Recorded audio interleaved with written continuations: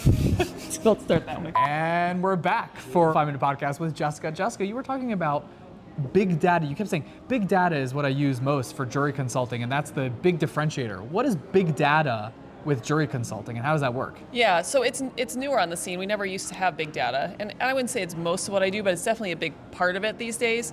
We used to just run focus groups and mock juries, and that gives you 12 people at max per group, however many you want to run.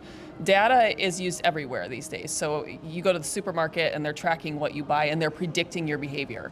So what we have now is big data to predict what a jury verdict will be. And it's useful pre-mediation, it's useful before trial. Usually when you're further along in discovery, you really want to know what your arguments are. But what we do is we take a plaintiff statement and a defense statement, it's all written. And so you're going to write out the best case scenario for both. This is different than a focus group where you're looking for the holes, because we're trying to predict now. We're not trying to just find the holes in your case. And about 5,000 words, insert some photographs, any other evidence that you want to show, a couple of videos, sometimes of your plaintiff, often you want to show your plaintiff. And then it gets sent off to big data. And I work with the Campbells, that's who I usually use. I'll work with somebody else if people want to, but I prefer the Campbells. And so I'll work with the attorneys on the script, make sure everything's where it needs to be. Then we send it to big data and they recruit 300 plus jurors. And they're going to put them into different categories. So what we're testing is what the ask is and what that means for what your verdict's going to be. So let's say we say, we're going to ask for 50 million, we're going to ask for 100 million, and we're going to ask for 150 million. Jurors get split randomly into those three groups. That's the only thing that changes in between the three groups. Everybody gets the same evidence. It's just a different damages ask. And what you get back out of that is data that will tell you not only what the case is worth, and it's fairly predictive, it's pretty accurate.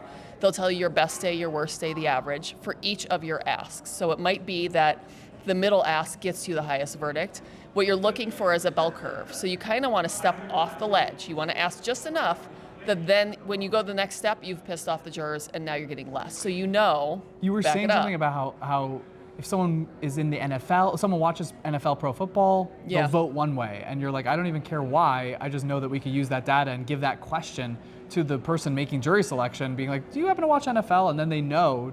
Right. So there's a lot of things that you get out of big data that you don't get from focus groups, and vice versa. What you get from it is you'll get a verdict range, and that it'll tell you per ask, and then you'll also see that your win rate changes based on what you ask. And that's, again, the only thing that changed was the ask, but your win rate can be 10%, 20% different based on the number that you ask. Then you'll also get sort of what a juror profile would be. You'll get to see jurors with certain intake questions. How does that correlate with their liability verdict, and how does it correlate with their damages verdict? So we see weird things in big data, like if you watch the NFL regularly, I had a case where they were 44% more likely to vote for us on liability. You'll see people who admire certain people are going to show up as better or worse for you. Have they been a victim of a crime? Things that we can't draw conclusions on even if you ask it in a focus group, because we don't have those numbers. And so big data gives us the juror profile and it gives you a prediction on your damages. You can go direct to big data, and a lot of people do that. What I do on the consulting end, and Campbell's even will suggest that you have a consultant involved, whoever it is that you use, to go through the statements. And I'll add jury selection questions. So I'll think ahead and say, what do I think I'm going to ask in this jury selection once I get to court? And I'll test those questions so I know some of them we may not need to ask, right? Because they're not predictive. Well, we don't need to waste our time. Some of them are very predictive, and we have to make sure that we ask them. So you get some framing information from it, you get a juror profile, and if you don't run these before mediation even, you get a mediation offer. Let's say your mediation offer is $30 million. That sounds like a great mediation offer, but maybe it is and maybe it's not, right? And so, like, I have people who say, well, we have comps and we know sort of what the case is worth. But those comps didn't run big data. They didn't know they had to ask for $200 million to get a $75 million verdict, right? So the $30 million offer could be great, it could be terrible. We don't know until we test it. So interesting. Well, what besides watching the NFL, what have you seen as like a quirky indicator of how someone will vote one way or another? There's certain movie stars that people will like more than others, and that will indicate.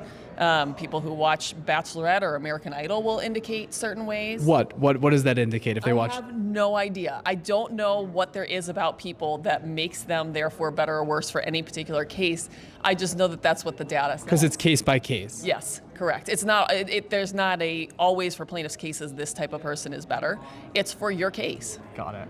So cool. Thank you so much, Jessica. This is really fun. Yeah, you're welcome. Thanks for coming out to do the 5-minute podcast. Yeah, you're welcome. Okay, awesome. Thank you.